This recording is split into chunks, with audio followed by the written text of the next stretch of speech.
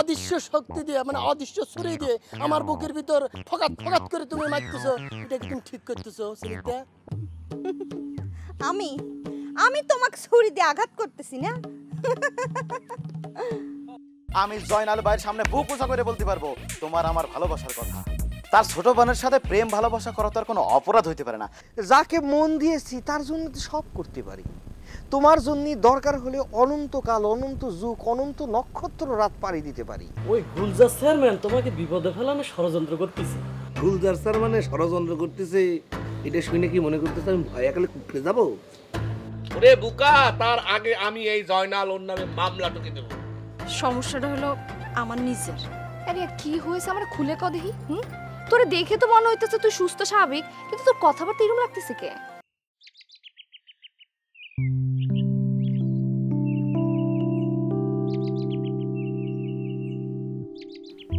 আচ্ছা, ইয়াকুব ভাই আমার কিসের জন্য ভালোবাসতে চায় না?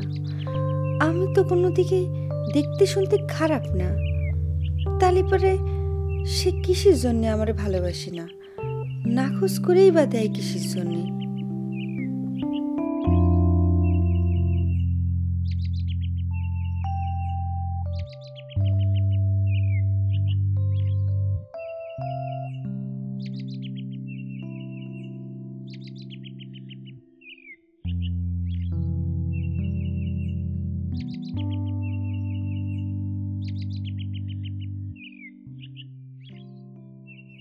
তুমি যতই পালাবের চেষ্টা করো ইয়াকুব ভাই, এই স্নিগ্ধা তোমারে কোনোভাবেই ছাড়বে না। যুগের অর্থার মধ্যে তোমার পিছনে লাগিয়ে থাকবে। দেখি তুমি কেবা করে আমাকে মন না দিয়ে পারো। আর স্নিগ্ধা আপা একা একা কি করছেন? আশেপাশে তো কাউকে দেখতে পাচ্ছি না, ঘটনা কি বলেন তো? সে তুই বুঝবার পারবি না রাদুরি, তুই তো ছোট আছিস, একটু বড় হ তখন ঠিকই বুঝবি। দেখিছো, সুযোগ পায় ঠিকই আমারে ছোট করে দিলে। আমি যে বড় হইতেছি এটা মনে হয় তোমার চোখেই পড়তেছে না। হ হ, তুই যে বড় হয়ে গেছো এইটা খালি আমার চোখে পড়তেছে না, আর সকলের চোখে পড়তেছে। এমনিতেই তো আমারে ছোট কাও, সেটা কইলে আবার ওইটা নিয়ে হাসি তামাশা করো। আচ্ছা বাবা ঠিক আছে, তুই যেহেতু আর ছোট নাই বড় হয়ে গেছো, সেহেতু চাচাকে কয়া ভালো একটা পাত্র দেখে তারে কতি হবে তার হাতে তুলে দিতে। কি কই সাদুরি? ধ্যাৎ স্নিগ্ধা আপু, তুমি না খুব খারাপ।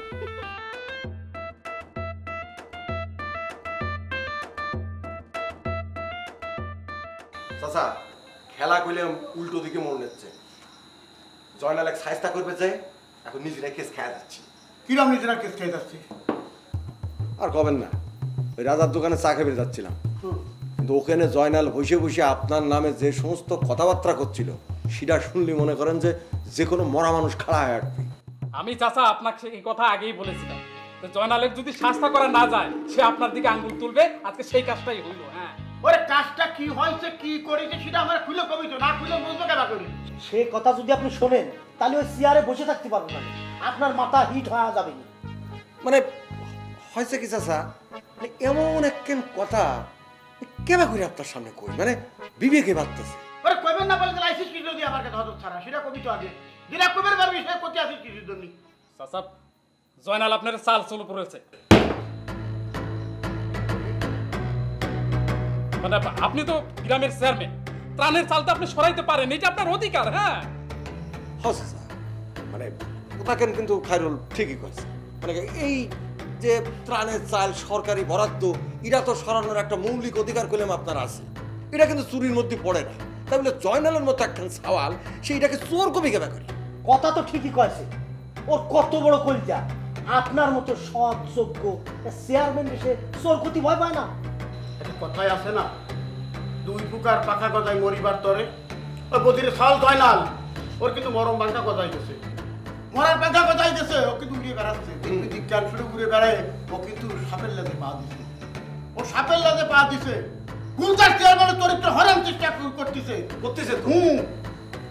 তোরা এখন যা, তোরা এখন যা, রাত চালানি কিছু খবর আনি, দিনের বেলা দেখা করিস।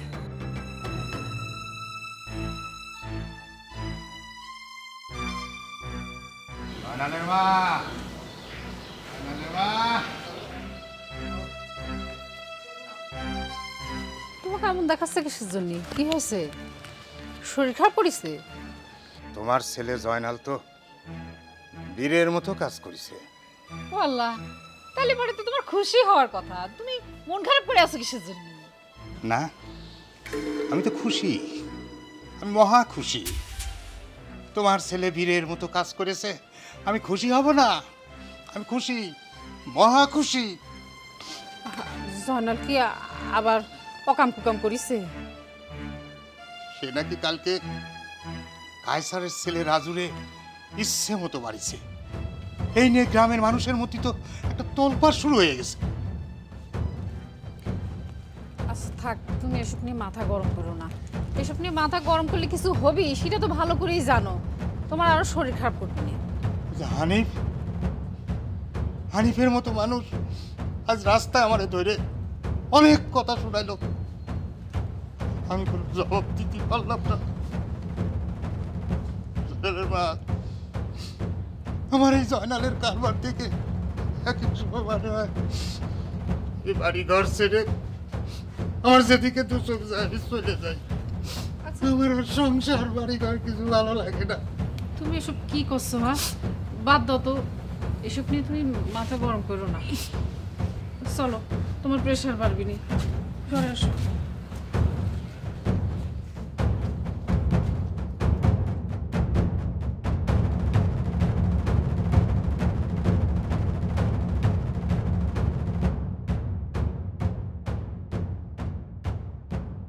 ইস, এটা কোনো কথা? তন্ন তন্ন করে খুঁজে বেড়াচ্ছে, পাত্তাই পাওয়া যাচ্ছে না। তোরে গোটা গ্রামে একেবারে তন্ন তন্ন সুসখোসার মতো খুঁজে বেড়াচ্ছি। হ্যাঁ, আসরে বসতে হবি না, প্লেয়ার খুঁজে পাচ্ছি না তো। ওরে সর্বনাশ করেছে। হ্যাঁ, আসরে বসার জন্য পরানটা ফাইটে যাচ্ছে, তাই না? প্রায় সেরকম অবস্থা। গ্রামের এ মাথা থেকে ও মাথা পর্যন্ত খুলে একজন প্লেয়ার আমরা পাচ্ছি না আজকে। আমাকে পাবি কি করি? আমি কি ছিলাম নাকি? আমি তো চার দোকানে ছিলাম। এই সোরা, তুই আবার কোন দিন চায়ের দোকানে যাওয়া শুরু করলি? জীবনে চা খেয়ে কি কোনোদিন টেস্ট করে দেখেছিস নাকি? ওরে ব্যস্ত মানুষ, হুট করে হাঁটতে পুট করে চলে গেলাম। যাই তার দোকানে যাই, যেটা শুনলাম তাতে তো খুব টেনশন হয়ে যাচ্ছে রে। কি শুনেছিস? কিসের টেনশন? কোনো ঝামেলা টামেলা হয়েছে নাকি? ঝামেলা হয়নি, ঝামেলা হতেই পারে। হয়েছে কি, ওই যে জয়নাল এর তো খালি জ্ঞান দিয়ে বেড়ায়, এ জায়গায় ও জায়গায় এক এক ঝামেলা করে, যুক্তি দেখা বেড়ায়। এই যুক্তির কারণে সে এক ফ্যাসাদ বাধা আনেছে। ওই যে গুলজার চেয়ারম্যান আছে না, সে তো তার উপর খেপেছে। খেপে এখন তার শাটানের জন্য ঘুরে বেড়াচ্ছে। কিসের জন্য খেপিছে? গুলজারকে কি কয়েছে জয়নাল? গুলজারকে কয়েছে চাল চোর। তো বিরাট ঝামেলার মধ্যে পড়ে যাবে রে জয়নাল। গুলজার তো মানুষ ভালো না রে, জয়নালের তো অনেক বড় ক্ষতি করে দিতে পারে। সেই কথা আমি জয়নালের সাথে দেখা হয়েছিল, আমি তাকে বললাম যে তুই একটু সাবধানে চল, তো কিন্তু ঝামেলা হতে পারে না। সে উল্টো আমাকে করছে, ও শালা চাল চোর, ওর নামে আমি কেস করব। হায় হায়, তাহলে পরে তো ঘটনা আরো সংকটপূর্ণ হয়ে যাবে। গুলজার চাচার কানে যদি কোনোভাবে এই কথা যায় যে জয়নাল তারা চাই চল পড়িছে, তাহলে কি অবস্থা হবে একবার ভাবিছো? তুই কি করে শিওর হচ্ছিস রে বাবু যে গুলজারের কানে যায়নি? এসব কথাবার্তা বাতাসের আগে ছড়াই। তাহলে চল যাই, বসি তাস খেলি। একটা সিচুয়েশনে তো তাস খেলার কথা মনে হচ্ছে। বেকুব কথাটা সেন্স আর সেন্স, সিচুয়েশনটা বুঝতে হবে না? আমি তো সেটাই করছিলাম। কি করছিলি? যা বসি দে, চল। আরে তোরে আরে মাইনে সইলা লাগছে কইতে হবে, তুই কি তো বুঝতে পারছিস? আরে একবার খেলিও নেই। শত্রু মাথা ছাড়া দিয়ে ওটা সাতটা তার সমূলে বিনাশ করতে হয়। তা না হলে ওই শত্রু ভবিষ্যতে গোপ্র সাপের মতো ফানা করবে, এমনকি সবলও মারতে পারে। আমি ওদের উপর প্রতিশোধ নেওয়ার জন্য সময়ের অপেক্ষা করছিলাম। আমার মনে হয় সেই সময় বলে চলে গেছে।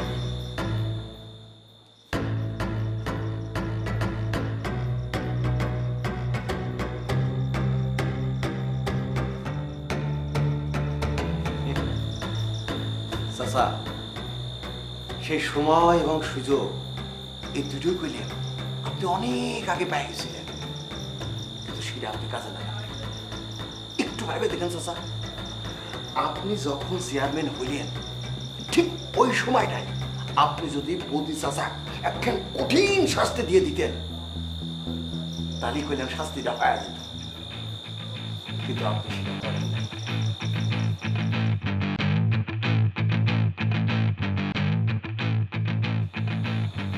সেটা আমি করবার পারতাম, ইচ্ছা করে করিনি। তখন সবাই বলতো আমি ক্ষমতার অপব্যবহার করতেছি, ক্ষমতার দম্ভ দেখাচ্ছি, ক্ষমতার জোরে এসব করতেছি। সবাই তখন গুলজারের বিরোধী হয়ে যেত।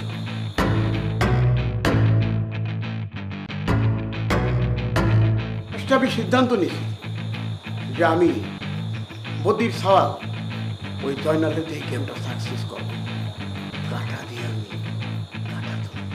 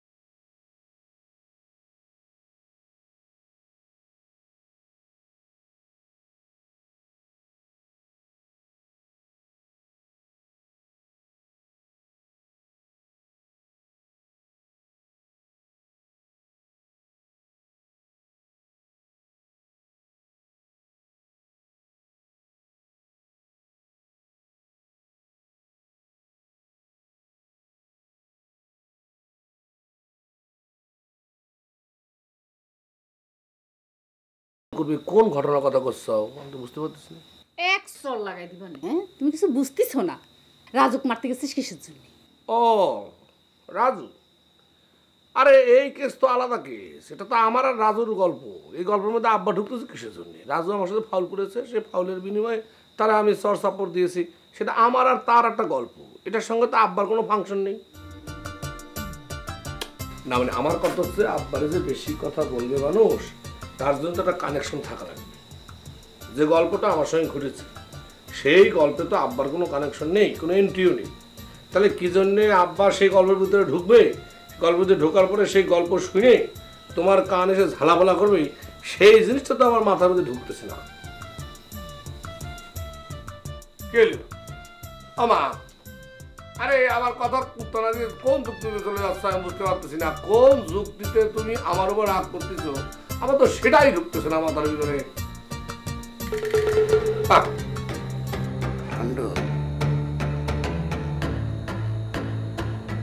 একটা কথা মনোযোগ দিয়ে শুনে,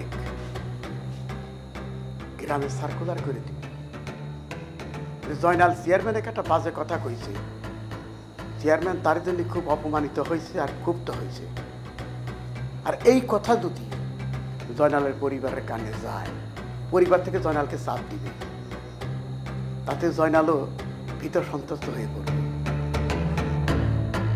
তারপরে সারা গ্রাম সার্কুলার করে দিতে হবে যে জয়নাল চেয়ারম্যানের ভয়ে যুক্তিতর্ক দিয়ে কথা বলা বন্ধ করে দিয়েছে। আর তখন সুযোগ বুঝে জয়নাল রে বিশেষ একজনের উপরে ক্ষিপ্ত করে তুলে ফেলতে হবে। আপনার তো বুদ্ধি চাচা, ইটলা ফেল। তারপর কি হবে? তারপর বাকিটা সময় বলে দেবে, বুঝছিস? বাকিটা এখন আর কলাম না, ওটা সময় হলে জানতে পারবি। বাঘের লেজে পাড়া দেওয়া যায় না, বুঝতে পারবি কত থাকে কত যায়। জোশ জোশ চাচা জোশ, এরই কই মাস্টার প্ল্যান।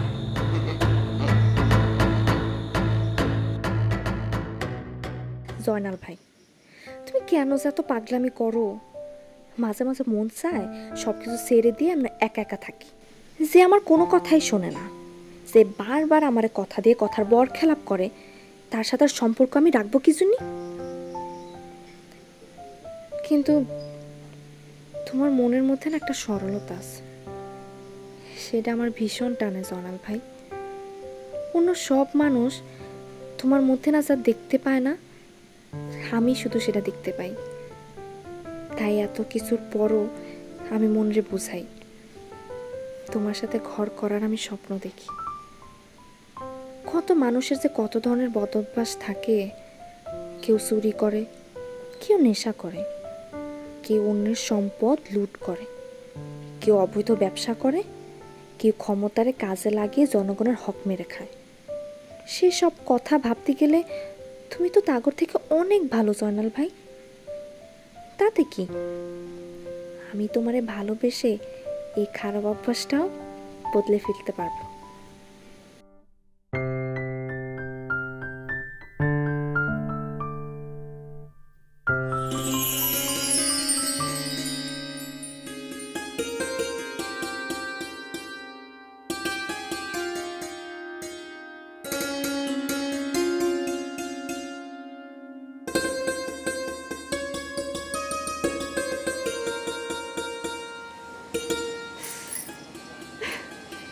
সুন্দর বাগান, মন চাচ্ছে সারাটা রাত আজকে এখানে কাটিয়ে দিই।